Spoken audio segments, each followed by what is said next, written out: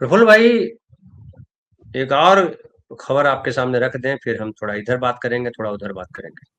देखिए, एक और स्लाइड है। Russia has delivered a major oil shipment to Cuba, offering relief as the island faces a severe energy crisis caused by fuel shortage and blackouts. The sanctioned tanker Anatoly Kuludkin carried around 7 lakh 30,000 barrels of crude, marking the first delivery in months. तो एक तो Cuba को जो sanction लगाया था और कहा था कि अगला निशाना क्यूबा है ट्रंप ने, तो ये तेल जो है वहां भेज दिया इसने, रूस ने। और केवल रूस ने नहीं भेजा, ये देखिए मैक्सिको ने भी भेज दिया है। और मैक्सिको ने कहा है, बाकायदा कहा है कि भाई हम उसकी मदद करेंगे। वहां के जो राष्ट्रपति हैं उन्होंने कहा कि Mexico has every right to send fuel to Cuba, whether for humanitarian और कमर्शियल रीजन्स। क्या आपको लग रहा है कि अमेरिका के जो है, हमारे गांव में एक कहावत है प्रफुल्ल भाई, सिर जी मुड़ाते ही ओले पड़े। ये ओले सिर तो मुड़ाया नहीं था, लेकिन डांस कर रहे थे, और डांस करते ही जो है गोले पड़े हो गया। और अब इनका जो है छोले बने हो गया। आज जो हम रामदास अठावले वाले मुद्रा में। क्या आपको लग रहा है, अमेरिका को जो है लेने के देने पड़ गए? सर, आपके लिए नहीं बोल रहा हूँ, दुबे गए, क्या चौबे गए थे, छब्बे बन के दुबे बन के आए। मुस्कुराइए मत, सुरेंद्र भाई साहब को देख करके मैं नहीं कर रहा हूँ, तो कहावत कर रहा हूँ जी। जी, सभी को नमस्कार और दुबे सर को भी नमस्कार, उनकी भावनाओं को नमस्कार। और देखिए, आज महावीर जयंती है। और तो महावीर सबसे जयंती पहले दिन मालूम क्या हुआ है? महावीर तो अच्छा आपने याद दिला दिया। हमारे शीतला नालंदा मंदिर जिला में में। मगहड़ा एक जगह है। हम वहां गए हैं एक बार, बचपन में माँ हमको ले गई थी, मुझे याद है। मगहड़ा का नाम बहुत सुना हुआ है। तो मगहड़ा में जो है वहां भीड़ लगी हुई थी, वहां गए थे लोग भगवान के दर्शन करने के लिए, और भगदड़ मच गई और 8 लोग भगवान के घर चले गए। कई लोग अभी घायल हैं जी। शीतला शीतला माता के माता मंदिर में जी।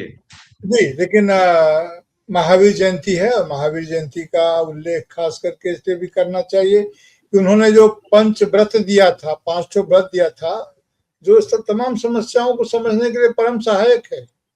उसमें अपरिग्रह है, औस्तेय है, अहिंसा है, जियो और जीने दो का सिद्धांत है। इसे मैं इस तरह से पढ़ता हूँ कि जीने दो और जियो। थोड़ा सा पलट कर मैं पढ़ने की कोशिश करता हूँ। उन महावीर की आज जयंती है। और देखिए, महावीर की लड़ाई सनातनियों से, पुरातनियों से एक तरह से थी, क्योंकि वे लोग अद्वैत की बात करते थे, द्वितीयो नास्ति। जो ट्रम्प साहब को भी ये बीमारी है कि अपने आप को अकेला समझते हैं कि वो वही सब कुछ है, दूसरा तो कोई है ही नहीं, और अपने यहाँ के जो हैं उनको तो है ही, इस तरह की बात। तो अद्वैत के खिलाफ इन्होंने अनेकांत का सिद्धांत लाया था, मल्टीप्लिसिटी का सिद्धांत लाया था, बहुदेववाद का सिद्धांत, इसको महत्व दिया था। आज पूरी दुनिया में सहअस्तित्व के लिए तो दूसरे के अस्तित्व को स्वीकार करना पड़ेगा ना, ये लोग नहीं कर रहे हैं।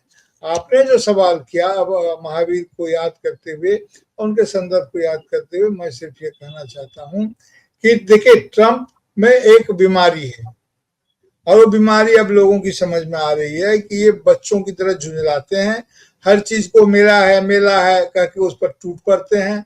मैंने यह कर दिया, मैंने वह कर दिया, मैंने वह कर दिया। हम लोग तो आध्यात्मिक देश के लोग हैं, तो हम लोगों ने ये भी देखा है कि कई बातें कही गई है कि कर्ता भाव से मुक्त रहो, लेकिन नहीं, ये तो लेंगे और इस तरह की बात करते हैं। सुबह कुछ बोलते हैं, शाम कुछ बोलते हैं।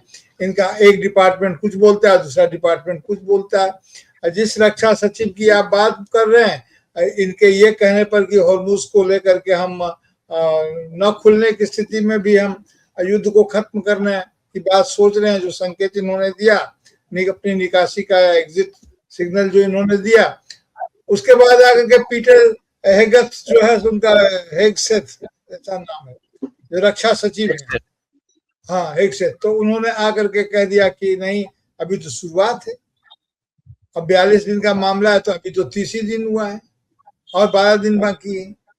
तो ये सुबह कुछ बोलते हैं, शाम कुछ बोलते हैं। देखिए, अभी आज ईयर एंडिंग का टाइम, तमाम खाता बंदी होगा। और उनके यहाँ कांग्रेस से अपेक्षित है कि वो कुछ टका पैसा वहां से उनको चाहिए। चूंकि युद्ध बहुत खर्चीला हो गया है, इसलिए इन्होंने पैदल सेना को लगाया कि माल बचाओ जान गवाओ, जान भी दूसरे का माल भी दूसरे का, तो इस काम में लगे हुए हैं। अब भारत के जो अभी तो युद्ध, मैं भी ये मानता हूं कि अभी वो युद्ध से कैसे हटेंगे। उनके कह देने मात्र से ये नहीं होगा कि आप चले जाएंगे। अभी आपको युद्ध का खर्चा देना है और टोल लगा करके ईरान ने व्यवस्था की है।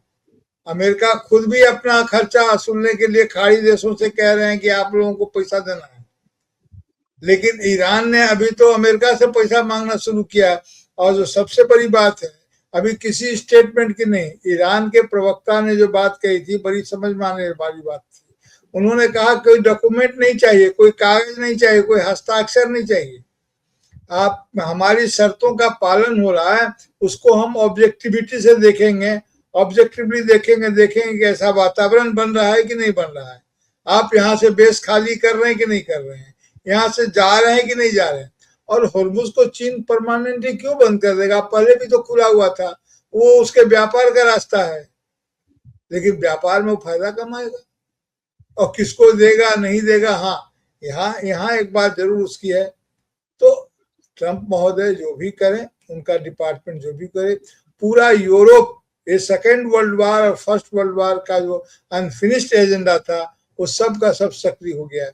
मैं बार बार कहता हूं सर, क्षमा मांगते हुए भी, कि इतिहास कभी मरता नहीं है, इतिहास कभी कभी सो जाता है, अक्सर मूर्छित हो जाता है और कभी कभी कैद कर लिया जाता है। हमारे यहाँ के जो इतिहास हैं उसको कैद कर लिया है दक्षिणपंथी राजनीति के लोगों ने। हमारे संघर्ष के इतिहास को, हमारे संस्कृति के इतिहास को कैद कर दिया गया है। तो हमें अपने इंटेलेक्चुअल अरेस्टिंग को भी मुक्त करवाना है। इसमें हम उनसे क्या उम्मीद करें? हमारे इंटेलेक्चुअल्स अरेस्टेड हैं, हमारे इतिहास अरेस्टेड है, और वहां भी इस तरह की स्थिति उत्पन्न हो गई है कि वहां के लोगों की भी सुनी नहीं जा रही है।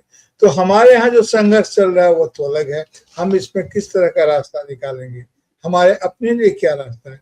इतिहास कभी मरता नहीं है। सेकेंड वर्ल्ड वॉर का इतिहास जो मूर्छित हो गया था कोल्ड वॉर में ठंड के मारे, वो फिर से जाग उठा है और सोवियत संघ की अनुपस्थिति में कुछ अधिक ही फुदक रहा है।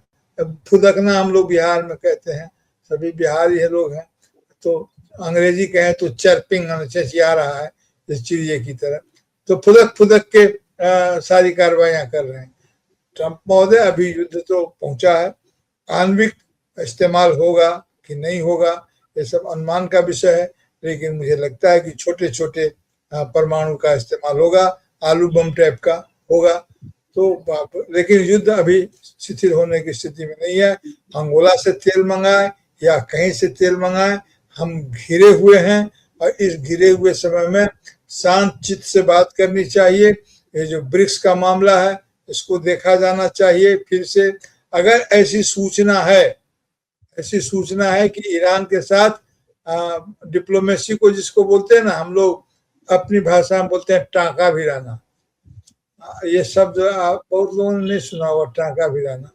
तो भारत फिर से ईरान के साथ अपना टांका भिरा रहा है कि कुछ वहां पर मामला आ जाए, मैंने डिप्लोमेटिक अप्रोच कर रहा है, डिप्लोमेसी एंड डायलॉग पर लौट करके आ रहा है। हो सकता है हमारे सांस्कृतिक स्थितियों को और संबंधों को देखते हुए और डिप्लोमेटिक सिचुएशंस को देखते हुए ईरान तत्कालिक रिलेशन को फिर से पुनर्निर्मित करने की या उसके जो रिपेयरिंग करने की कोशिश करे, लेकिन विश्वसनीय नहीं होगा। और लेकिन जिस ढंग से इजराइल के साथ ये खड़े हुए और अमेरिका के साथ खड़े हुए, जहां तक यूरोप की बात है, अमेरिका उनको घसीट लेगा।